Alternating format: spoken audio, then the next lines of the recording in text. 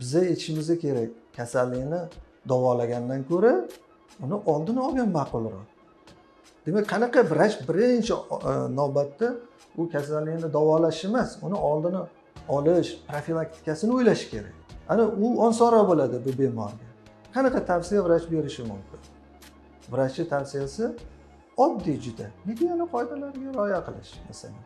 Endi bunaqada issiq kiyinish, o'sha mavsumga qarab turib, oyoqlarni issiq tutish, boshni issiq tutish va mavsumiy kiyinish o'sha.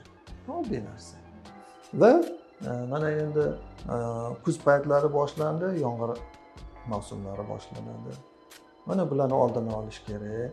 Ya'ni ho'l bo'kadigan unaqa hali oyoq kiyimlarni kiymasdan, quruq, issiq bo'ladigan va hokazo. Bundan keyin yana bitta narsaga e'tibor berish kerak. Kun qisqarib boryapti. Kun qisqargandan keyin bunda quyoshni bizga beradigan nurlari davomiyligi nima qiladi endi? Kamayadi, insolyatsiya kamayadi.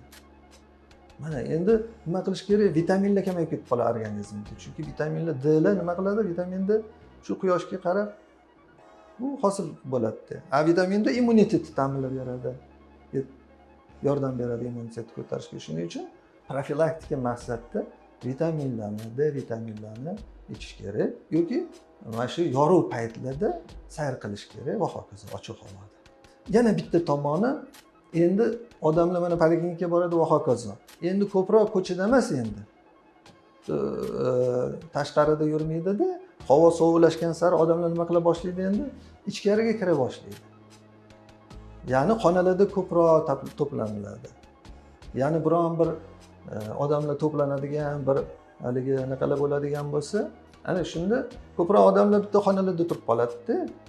Bittasi kasal bo'lsa ichidan hammaga immunitet pasayib turibdi.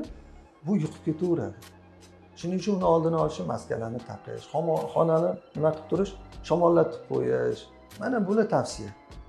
Ya'ni o'sha hammani kasal bo'lib ketishni oldini oladi. Shu immunitet pasayib turgan paytda. Keyingisi ko'proq harakatda bo'lish.